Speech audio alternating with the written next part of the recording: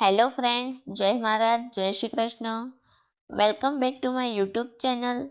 સ્વાગત છે તમારું મારી યુટ્યુબ ચેનલ રિયા કિચનમાં.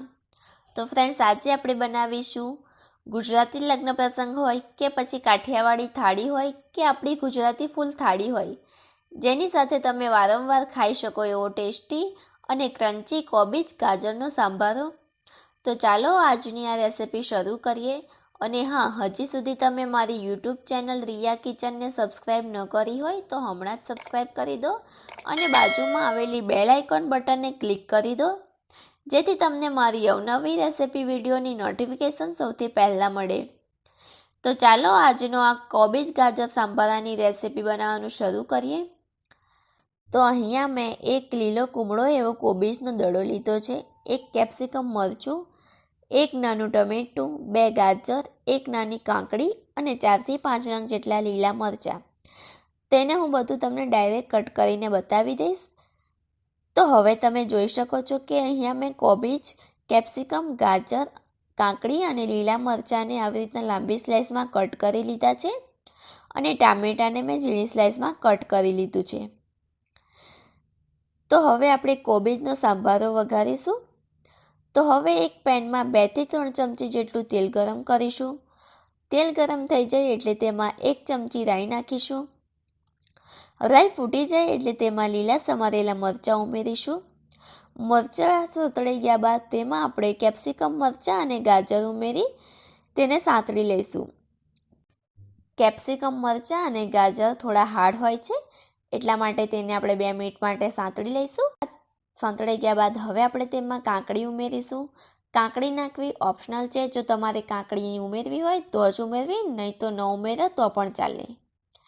તો હવે તેને આપણે 2 મિનિટ માટે સાંતળી લઈશું. સાંતળી લીધા બાદ હવે આપણે તેમાં 1/2 ટીસ્પૂન જેટલું હળદર ઉમેરીશું અને મીઠું સ્વાદ પ્રમાણે ઉમેરી તેને બરાબર મિક્સ કરી લઈશું. 2 મિનિટ સંતળાઈ ગયા બાદ હવે આપણે લાસ્ટમાં કોબીજ ઉમેરીશું. ધ્યાન રાખવું, આ કોબીજનો સંભારો એકદમ ક્રન્ચી એવો જ સારો લાગે છે. જો તમે આને વધારે પડતો સાંતળશો તો એ એકદમ શાક જેવું બની જશે અને ખાવામાં તમને મજા પણ નહીં આવે અને તેનો ટેસ્ટ પણ સારો નહીં લાગે.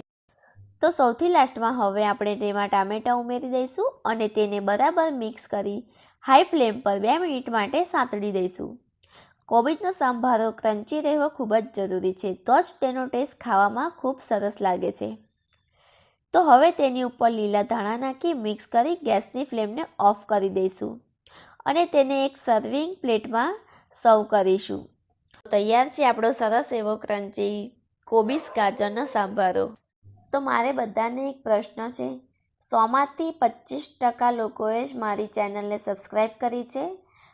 75% લોકો મારો વિડીયો તો જુઓ છે પણ હજી સુધી ચેનલને સબસ્ક્રાઈબ નથી કરી. જો તમે ચેનલ સબસ્ક્રાઈબ કરશો તો મારા અવનવા રેસિપી વિડીયોના નોટિફિકેશન મળશે અને હું આવી રેસિપી બનાવતી રહીશ. તો આ રીતે તમે કોબીજનો સાંભારો આપણી ફૂલ ગુજરાતી થાળી સાથે પણ સર્વ કરી શકો છો. આ સાંભારો ખાવામાં ખૂબ જ એવો ટેસ્ટી લાગે છે. તમે પણ એકવાર જરૂરથી ટ્રાય કરજો. જો આ રેસિપી તમને પસંદ આવી હોય તો વિડીયોને લાઇક, શેર અને મારી યુટ્યુબ ચેનલને સબસ્ક્રાઈબ કરવાનું ના ભૂલશો. Thank you for watching my video.